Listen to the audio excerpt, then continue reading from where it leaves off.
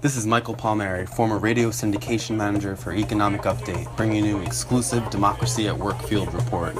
This week, this report takes place at Washington, D.C.'s March for Climate, Justice, and Jobs, which surprised organizers when it drew over 200,000 people into the streets, all demanding action on climate change now.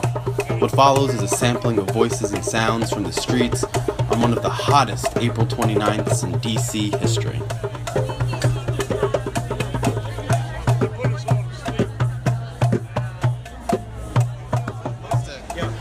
So, first you want... It's getting loud. Yeah. The timing. It's alright. We'll get a little bit. Do you want to describe, first give me your name and describe the sign you're holding? Yes, my name is Reggie Ambrose. I'm from Miami. Economic Ground Zero for Sea Level Rise. So I'm the group leader of what we call the Ground Zero chapter of Citizens Climate Lobby. And in the sign that I'm holding, it's simply a news report from fall when the king tides come to Miami, when the moon is closer to the earth every fall, where we have the bigger high tides. And this is an example of sea level rise. And what happened is a octopus famously came up through a sewer drain into a parking garage in Miami Beach. And I am dressed up as said angry, washed-up cephalopod to call attention. I see that. Yeah, you're wearing a purple octopus. Purple octopus and a hard hat. Whatever it takes, buddy. So one of the reasons I jumped over here, you were talking about the intersection between ecological, I guess you could either say destruction or thriving. Let me make it clear. We call it the triple bottom line. In the world, in the corporate world, the triple bottom line essentially means people, planet, and profit. We need to balance financial performance with social performance and ecological performance. We have to have economic solutions with equity and not forgetting about the economy. And this is known as the triple bottom line. Again, people, planet, and profit is a good way to to think about it. Yeah. All three need to work, and whatever solutions need to work for those three. Yeah, absolutely. Forces. I was going to ask if you could speak a little bit. When a lot of people think about environmental issues, environmental movement, they kind of juxtapose as a complete opposite job creation. Right. Can you talk about how the two actually don't have to be in contradiction with one another, but can actually be? Yes, I'd like to speak about that. There is a fear on behalf, particularly of conservatives, to acknowledge, talk about, or seek any solutions around climate change. The problem is that they don't really have a problem with the science. They have a problem with the solutions. Mm-hmm. They are, until they are disabused of the myth that any solutions must result in bigger government, taking away our freedoms, killing the economy, and making us poor, because those are the fears, we're not going to get anywhere. And the reality is there is a solution that would help the economy. It would put people to work. It's been economically modeled to create 2.8 million jobs. We're talking about a carbon fee and dividend, which is put forth by Citizens Climate Lobby. And there are many other groups that are calling for a revenue-neutral carbon tax or fee. We like to call it a fee because, well, two reasons. The T word freaks people out. And number two, you shouldn't call it a tax if the government doesn't keep it. And the carbon fee and dividend is a 100% refund back to American citizens to protect us from increasing prices. So it's a fee, a dividend, and a border adjustment we won't get into at this venue now. A little too wonky for our situation at the moment. But there is a solution that would create jobs, promote American ingenuity and competition, put America to work, save 13,000 lives. It is a small government, fiscally conservative, market-based solution. That's should be music to the ears of any principled conservative, and it also would draw down emissions faster than any policy that you have ever heard of, certainly faster than any regulation. And I'm not saying we don't need certain protections, but in fact, if there's a market-based solution that would blow past certain regulations or protections, wouldn't you be for that? Yeah. Right? So, absolutely. One last thing before it gets too loud again. Yeah. You were talking before about a bipartisan commission. Yes, a caucus. A caucus. You want to explain a little bit about what's going on there? One of the things CCL, Citizens Climate Lobby, does is our motto is bridging the partisan divide on climate. We meet with Republicans and Democrats regularly on Capitol Hill and in district offices. We form relationships with them. When you know who your representative is, that's a good thing. But when they know your name, that's a better thing. And what has happened is a bipartisan climate solutions caucus, a working group of both Democrats and Republicans. Most people don't know this has happened. It's not in the headlines. This was created February last year with Carlos Curbelo, who was at the time a freshman Republican, and a Democrat, Ted Deutsch, out of West Palm Beach. When this formed with 1 and 1, Bloomberg News called it the caucus to save the world. New York Times called it a surprising step towards sanity. It grew to 2 and 2 and 3 and 3. Up until the election, it was 10 and 10, and then it was a bit disrupted. One person retired, people were voted out. It was 6 and 9. It just weeks after the election grew back to 10 and 10, 12 and 12. As of last count, just a couple of days ago, it's up to 19 Republicans, 19 Democrats coming to the table in a toxic-free environment to talk about economically viable solutions to the climate crisis. And this is amazing. Most people don't know this is happening, that there is, in fact, while we read the headlines and we're rightfully very upset by the disturbing news, a lot of the headlines underscore and highlight the controversy, and a lot of it is serious. But what is not on the headlines is the huge amount of momentum in Capitol Hill, in Congress particularly, among Republicans who are moving the needle, who are bucking their party, manning up and womaning up in some cases, and summoning the leadership and courage required to actually lead.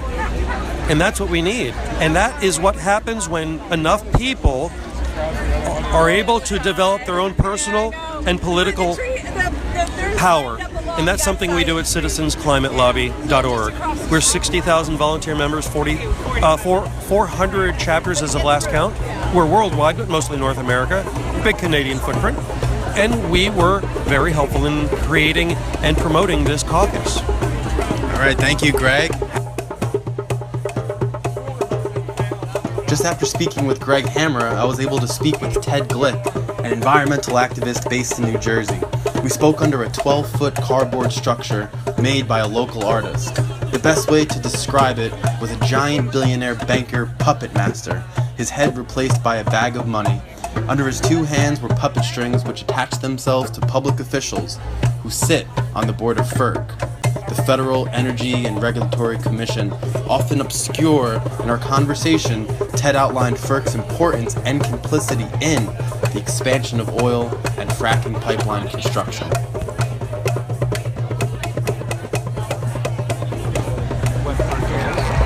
I mean, we call FERC the most dangerous agency you've probably never heard of, which is really true. I mean, we saw it, this is a march of people who get it on climate, on how serious the climate crisis is. And a lot of people, when we would ask them, do you know who FERC is, they would shake their heads. They didn't know. That's how FERC is able to do its damage, because they've been operating in the shadows. But as the whole fracking explosion has happened and pipelines need to get built to ship the frack gas, mainly from Pennsylvania as far as the Northeast, as they need pipelines and compressor stations to push the gas along, and then export terminals because they want to ship the gas all around the world where the prices are higher. They need the infrastructure for all that frack gas, the gas industry. Okay. And FERC does the bidding of the gas industry.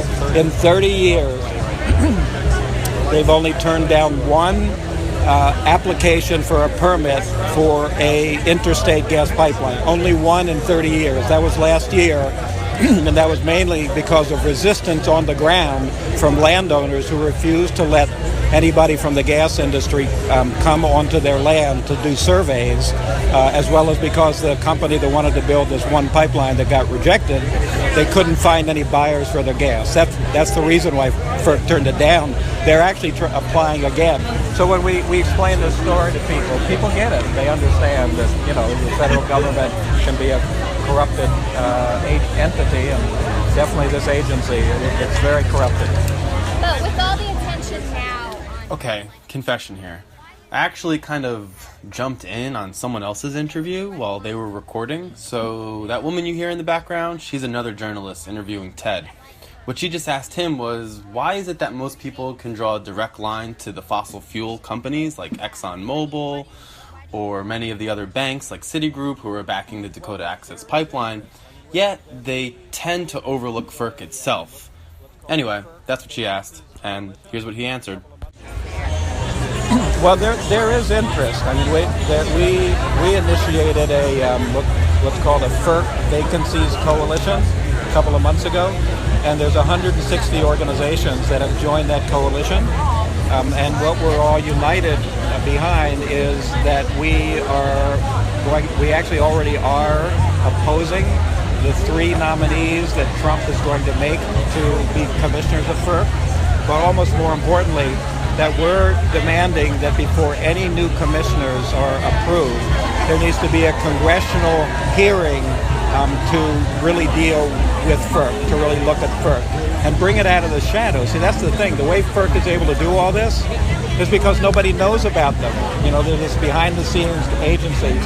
But that's been changing. You know, a lot of it has been because of these groups that are on the receiving end of these proposals, you know, for gas infrastructure, and people have been fighting them. And there's been this movement that's been growing and developing and getting better coordinated. So things are changing that way. There's actually been four gas pipelines that have been proposed over the last little over a year that have been either rejected, in one case by FERC in Oregon, or turned down by state agencies. There's two of those in New York. Or in the case of the Kinder Morgan pipeline going up kind of from New York into New England, they withdrew. They dropped their plan because there was so much resistance at every level, from the grassroots to state legislature, Massachusetts U.S. senators. So we are starting to win victories. A lot of pipelines have been delayed. Lots of them have been delayed. And there's legal actions always happening. There's always legal cases going on against FERC or against these pipeline proposals. So, you know, there's a strong movement that has developed and grown over the last 4 or 5 years, and it's not going away. Why?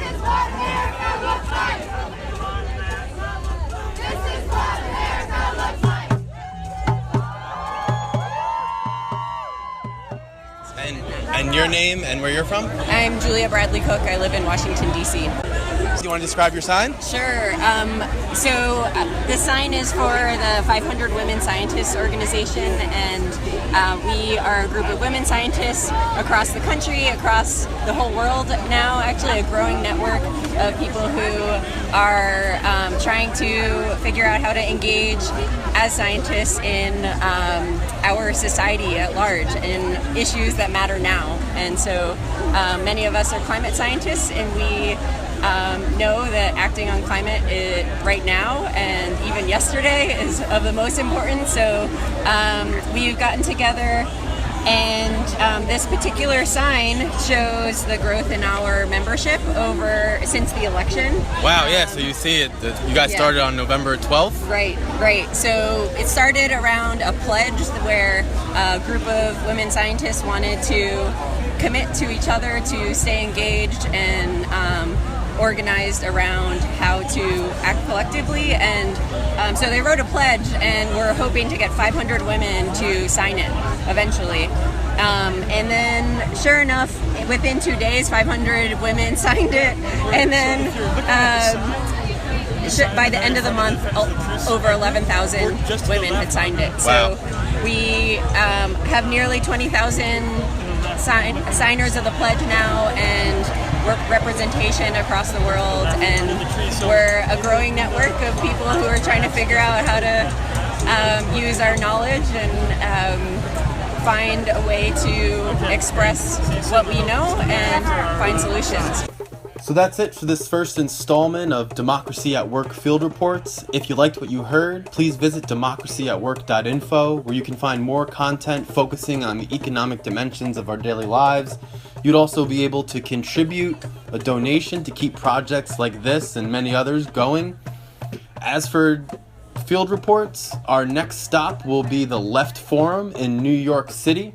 For those of you who don't know, each spring the Left Forum convenes the largest gathering in North America and the U.S. and the international left. Hopefully we'll be able to speak with some major thinkers on the topic of climate change, resistance, economic justice, and so many other topics.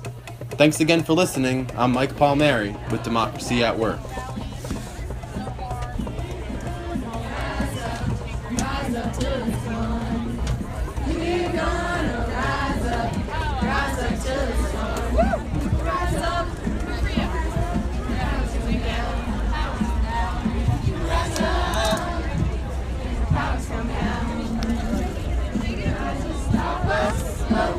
keep coming back. They tried to stop us, but we keep coming back.